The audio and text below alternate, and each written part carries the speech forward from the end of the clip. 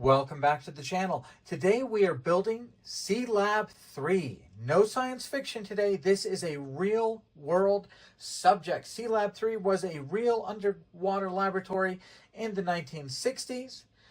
Aurora Models put out a model kit in 1970 that they very much advertised everywhere. It became very sought after. And it is being brought back by Doll and Hobby of Georgia. So a little different than things I usually build, but I'm quite excited to do it. And what's nice about this model kit, especially for me, someone who hasn't built this kit before, is there is a very nice set of instructions. So here's our first step. We're going to be building up the interior of the model kit. And the first thing I've done is I've gone ahead and I have cut out all the pieces for step one, separated them from the sprues, and laid them out pretty closely to how they're laid out in the instructions. And now we're going to go ahead and start assembling it. And we're going to be using Tamiya extra thin cement, my glue of choice, just to glue all of these together. Well, the first thing we did was we installed our floor to the back wall of the Sealab. After that, we're installing things like cabinets and refrigerators and chairs and laboratories to it. You can see they all have these little footprints that they sit onto very neatly. Little pedestals here for the chairs. So everything fits pretty darn well, and we're just gluing it in place.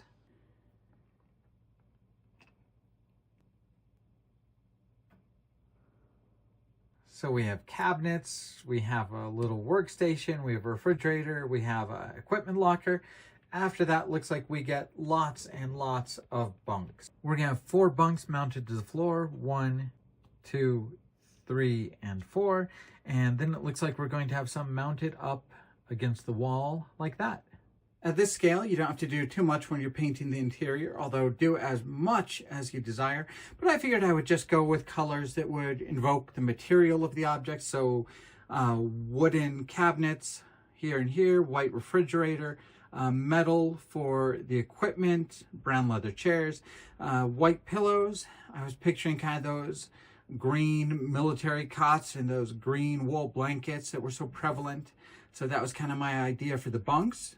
After sorting out the interior, it's time to install the ceiling. I've gone ahead and painted it white. I've also put in 2 LEDs. I just couldn't resist adding a little bit of light to it.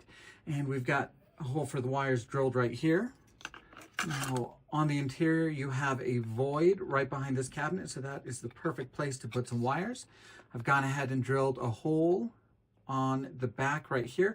The wire coming out will be very easy to disguise. We'll get to that a little bit later in the video, but off camera now, I'm going to go ahead and install this. So there's our ceiling in place, and there's a little bit of what it might look like, kind of looking through the clear side of the Sealab here, but we still have some interior parts to put in. So we have kind of this bank of cabinets, and it is supposed to go right here. And I'm really debating whether I'm going to put it in or not, because it really does block a large portion of your viewing angles. So this long one goes along this wall, but it really does cut off on what you can see. And then you have a couple more cabinets and a dishwasher that kind of fill in the space here. So once again, it would be blocking a large view of the other side. So, you know, kind of up in the air on whether or not I put those in and lose kind of the view of it, or just put them in for completeness. You also have 2 more bunks, and these bunks are supposed to be added right here to the outside.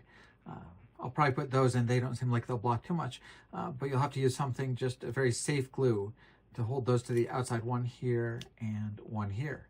So let me go ahead and put those on. After that, we'll be done with the interior, and we will mount this clear side like that. All right, there is our interior kind of closed up within the model build. I really like kind of the pacing of this build. It's nice, you know, on that single first page, we've had a lot of building, a lot of painting, a little bit of detailing. It's been quite fun, and you kind of feel like you've accomplished something even just at the very start of the project. I think it's been kind of fun to start off with that interior, because what comes next is a lot of adding pieces on to the build. Really, all of that was page 1. Now we're on step 2. We're going to be adding a lot of frames along the tank. We're going to be building some of the support structure, adding a little platform on top. We'll do most of that off camera, but really we're just going to be adding piece after piece onto the build for the next few pages. We have the framing added on to the Sealab, and the top tank and platform have been added on. Coming up next, we're going to build the rooms that it sits upon. The first one is a diving station on the left. And after that, we're going to build the observation and storage room on the right. So I'm going to do that off camera. I'll be right back.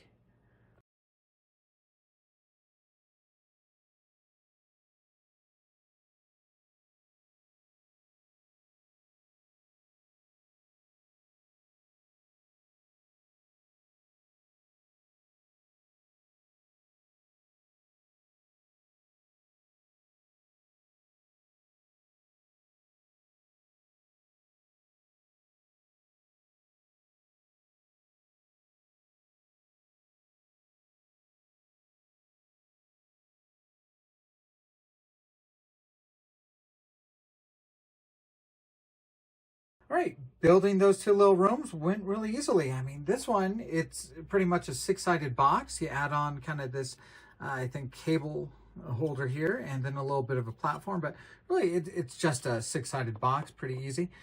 The first one was a little bit more complicated. I think if you looked at the photos carefully, you see that I had this front part on upside down for a little bit. I had to cut it off with an X-Acto and re-glue it in place. But once we get some paint on it, it will look all right. The other thing that might throw you off is down on this platform. It is not the same size as the one on top, so those little rods holding it in place should not be parallel. It is kind of a hanging platform, so just be mindful of that. And that part will be very delicate until you get it completely on the stand. So what we're going to do next is put these rooms on. You can see there are some holes and pins here and here, and then the actual hatch from the living area will go inside. So we're just going to kind of connect those. Just kind of slide it up until that post reaches in place. All right, just like that. You know, it sounds a little scary, but it does fit in pretty well. So we're going to do the same thing on the other side, just looking for those 2 dots, those 2 posts. We'll start by kind of putting the tube in the big hole first, and then just kind of pushing it forward until we get that peg in. All right, and there we go. We're going to add some glue from this side to hold those posts in place. We'll add some glue to hold that tube into the room, and then we'll be further along on the Sealab. All right, here's where I am. We have the main body of the Sealab complete with the 2 rooms and the little platform. That's looking pretty good. I've also gone ahead and assembled the tanks that go on the front and the back. These were very simple. There were just fronts and backs of the canisters, and then 2 pieces to make up this little cage to hold them in place. So those are done. Now this was a little bit more complicated, but no different than most of the rest of the build. You built the little tanks that went inside, and then you just put the 4 sides around it. And then we have kind of 2 parts here on the top. They get put on. This is what actually will connect it to the Sealab when we kind of get close to being done.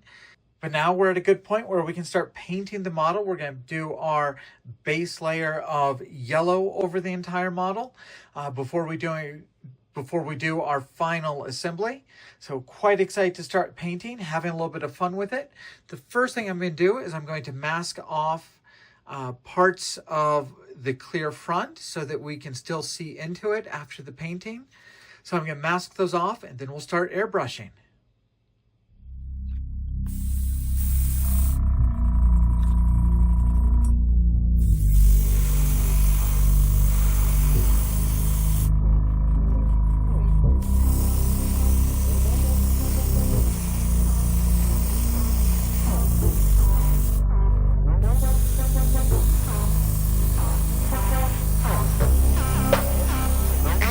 All right, our base coat is down. Here is kind of the difference in color. As you can see, I've gone with a darker, little more green color for the base. I wanted to really envision it underwater where things are a little bit murkier, a little bit darker. And yeah, they painted it in high visibility colors, but I figured under the sea we'd go a little darker and greener. And I think it's a good choice. I think it's gonna look good. But this is the original plastic. This is my paint color. It looks good painted. I've done the base in a nice gray to start things off. Now I have a lot of detail parts that I'm going to be adding on. I have given them a little bit of airbrushing.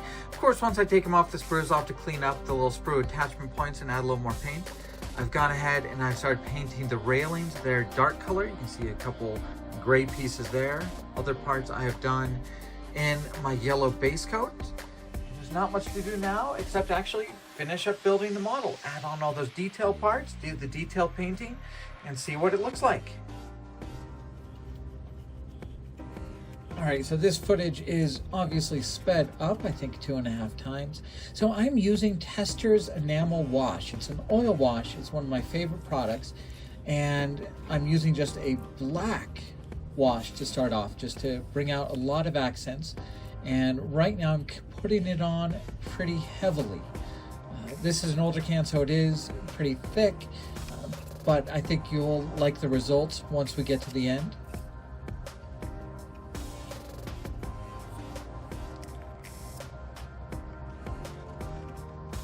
All right, so now I'm going through with enamel thinner, and I'm going over the wash again to thin it out and to drag it across the entire model. You can see the base is very nicely textured, and as I get this wash really nice and thin, it is really just sinking in to all the low points of the texture of this rock base. I think the effect is very nice, and in a moment, I'm going to actually add a second color. So this is more of a rust stain. And I'm gonna do the same thing. I'm gonna put it on pretty heavily and then once again go in with thinner to wash it over the entire model.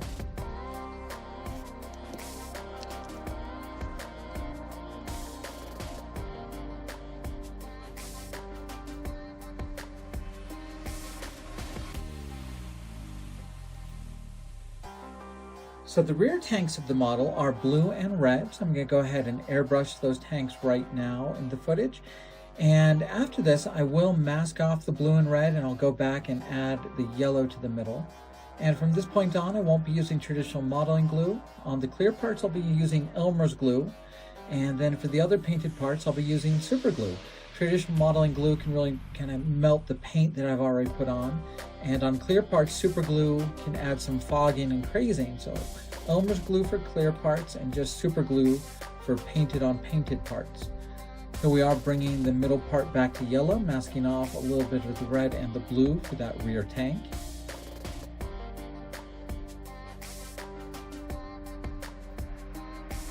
And I don't really want the sharp line here where I meet the clear part. So I'm going to just airbrush it a little bit, add a little bit of fading, just to really kind of make sure we give the impression so that the viewer knows these are parts that are only kind of transparent on the model, but the real thing is painted all the way. So I'm just going to add a little bit of a fade here.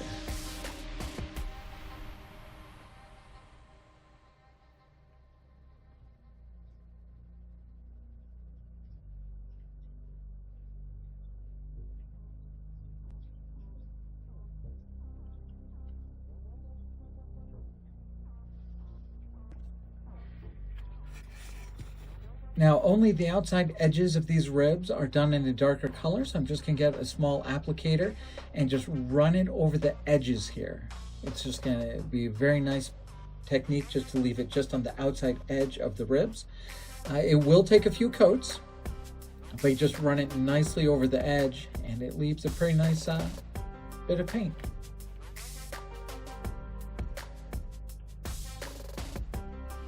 So you can see a few brush strokes. That means we'll have to go over it a time or two, get a couple different coats on it, but it really does very neatly cover just the outside edge doing it this way. In a moment, I should be able to turn the model so you can really see it from the profile, and you'll see only that outside edge will have paint on it, and the brush marks will go away once we get a second coat on it. All right, there you go. That's what it'll look like from the side. So just paint right on the edges.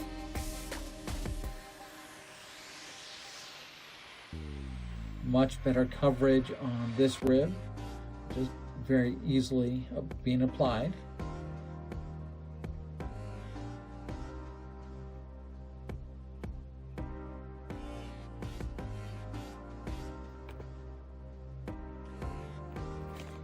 And we're going to use the same technique on the outside edges here on these pipes.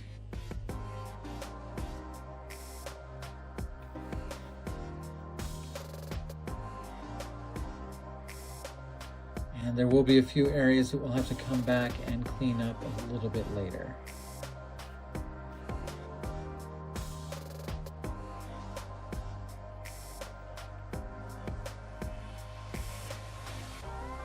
I very much like how that part went.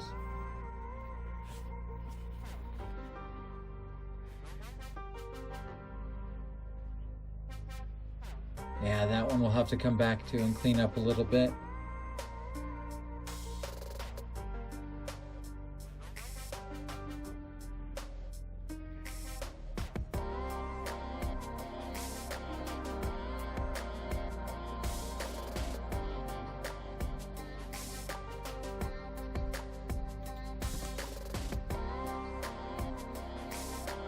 On this little tank for the bottom, only the top rim railing needs to be painted. Real easy way to do that is just stamp it in the lid of your paint jar. Just get a nice rim right around the top.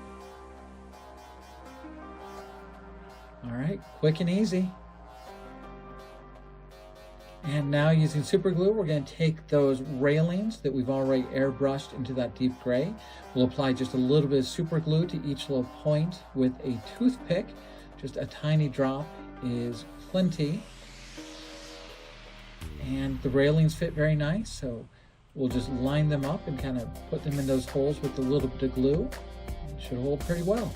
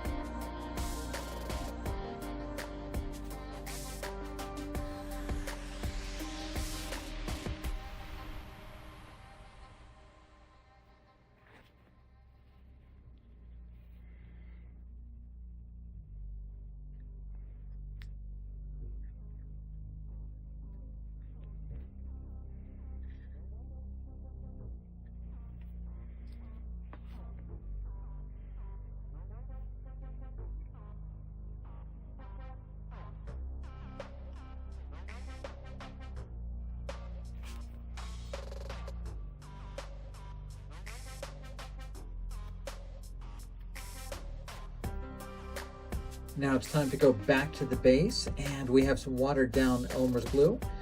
We're going to spread that over kind of these overly exaggerated little bits of coral and plants that are molded into the model.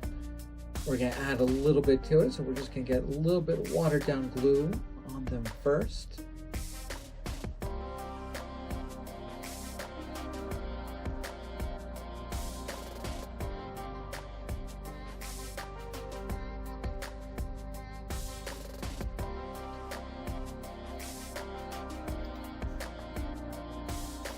Most hobby stores will have little diorama kits. That's what I'm using here.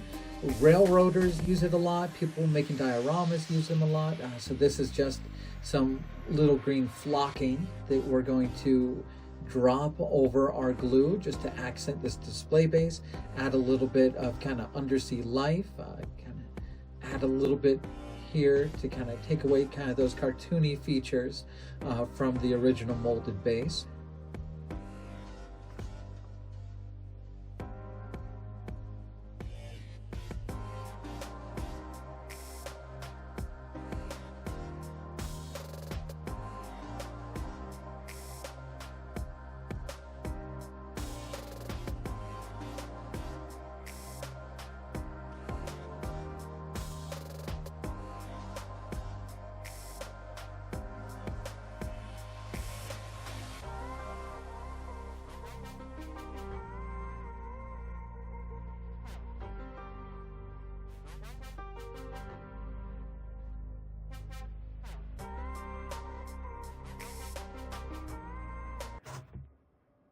All right, here it is. This is my version of the Sealab III, and I'm honestly really happy with how it turned out. For kind of stepping back into modeling after kind of a 6-month absence, I think it turned out really well. There were a couple things I really wanted to do on this build that I feel I achieved. First, number one, I had fun. Got all the tools out, got the airbrush working, got things going again, and I had fun doing this build. I can't say enough how much I appreciate the fact that step one, you get to build that nice interior and kind of feel like you've accomplished something. I love builds that start off with something small like that you can feel you've completed. Now, the other thing I really want to do is I wanted my model to look like the Sealab III.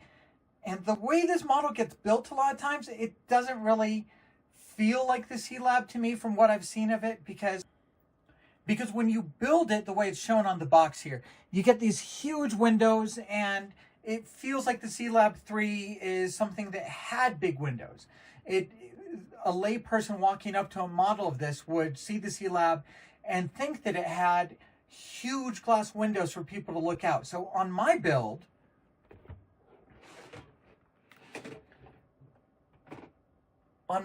I really wanted to sell the idea that this is a conceit to the model that you can see inside. I wanted to sell the idea that the Sealab really is fully opaque. You are underwater in a giant steel can. So that's why I really did airbrush the clear part as much as I could to really sell the idea that this part you can see through is just in the model.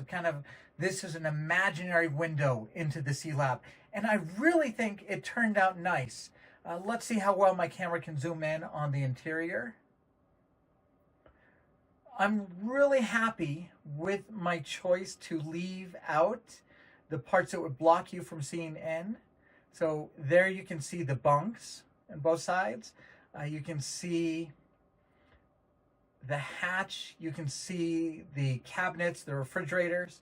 You can see inside of it without having those things on the close wall blocking your view. Let's see if we can even see in a little bit better. So yeah, in person, if you come up to it, you can really get in there. You can see the bunks. See a couple of them there. I'm very happy with my choices to close down the viewing window by airbrushing the clear parts with the yellow. I'm very happy with leaving out the parts that would have blocked your view, being able to see into the other side. Overall, I'm really happy with it. I did dirty it up a little bit so that on these little portals, you can see the detail, just a little bit of a wash on it. I think it's a really cool subject, something I was very glad to work on. Very nice to work on something that actually has some real world facts behind it. And what I showed on the video was really bare bones. This kit does take a lot of work. It's a lot of fun to do, and it's kind of a fun you just kind of have to experience. But very nice getting to work on all these little railings that go all the way across, building these pipes and such. I do regret that I didn't build this little part more on camera. It was pretty fun. Yeah. I enjoyed this kit. I really did. And part of it was just not really knowing what I was doing, kind of following the instructions and watching it come together and learning about the subject matter as I was building it. So there is just kind of the back. Minimal decals on this, but the decals work very, very well. A couple more portals there. Once again, the back of the Sealab has some colored tanks on it instead just the yellow ones up front. Now, I had this idea that for the lighting, I would pull the wires down and then I would cover it with some of my diorama flocking and maybe make a little plant that would hide the wires. I decided that wasn't really needed. I mean, you have wiring coming down on this side. I just figured if I kept the wires yellow and black like the rest of the model, I figured it wouldn't be too obvious. So there you go. Those are the wires for the lighting. I don't think they're very noticeable. I think they fit in to the build just fine. Glad I did a little wash to bring out some of the detail on these grills and such. And I really did have fun doing the base. You know, that's not kind of the sort of thing I get to work on too often, but I'm very happy with how it turned out. Now the lighting, now that I've built the model, I don't think it needs light inside. And I think that, especially on camera, the lights are too powerful. I mean, right here, you can see inside the Sealab perfectly fine without it needing to be lit. We will turn on the lights, just see what it looks like. All right, there you go. All right, there you go. Frankly, I feel that with the LEDs inside, it's a little distracting. I don't think it adds too much to the visibility, but you know, I thought it might make a difference, and never having built the model, I didn't know how it would turn out. Yeah, here is kind of the inside lit up. I guess you can see the bunks a little bit better, and you can see the chair there. But overall, I kind of feel like having the LEDs in it is a little bit of a distraction. I think it looks just fine without it. Here's our little placard and sign for the Sealab III, calling out its length, the US Navy. All of that's done with decals, even the black little squares. That was pretty nice. The only thing I didn't really do was add one of the aquanauts. You get 4 of these little guys. I guess they're pretty in scale. I was thinking maybe they were a little off in scale. Maybe they're a bit big for the build, but you know, in my spare time in the next week or so, I'll probably paint up 1 or 2 of these guys, added to the build. They're pretty nice figures. I'll probably add one swimming around right around here. But I had fun with this build. I may clean up a little bit of some of the paint mistakes. I may do a little bit more weathering. I may add one of the little guys. I'll do all that kind of on my own. But I really did have fun building this model. Big thanks to Steve from Cult TV Man Hobby Shop for sending it out to me to do this video. I appreciate his encouragement, getting me kind of back into the modeling habit. And I love the suggestion of doing this kit. It was very fun. And obviously, if you would like to get a Sealab model kit, culttvmanhobbyshop.com is the best place to get it. Yes, I'm probably a little bit biased on that, but you know, great customer service. They do a lot for the modeling community, and they have a lot of really cool model kits in stock, especially this one, which they had a big hand in getting back to market. Once again, this was a kit put out originally in the 70s, has not been reissued until this year. It's been on a lot of people's wish lists. And so, of course, a big thanks to everybody who made this model happen. The tooling is fantastic. I can't believe I haven't mentioned that yet. One thing I always judge a tooling on is how well round shapes come together. You could just barely see a seam on the top of that canister, but to get a round cylinder in shape and come out round with those 2 sides matching up perfectly, that is a test of true tooling. And this model kit fits together very well. You know, that's how well it fits, you know, that I don't even remember to comment on it. There were no problems getting things off the sprues. There was no problems getting things to fit. There were no problems following the instructions. It was a good, straightforward build that I think turned out really nicely. So big thanks to everybody. Thank you guys for following the channel. And I'm not sure what's next for me. I've got a few models in my stash that I may build on camera, may not. But we should have some more videos out pretty soon. Probably something Star Wars or Star Trek coming up next. But once again, big thank you guys, and I'll be back.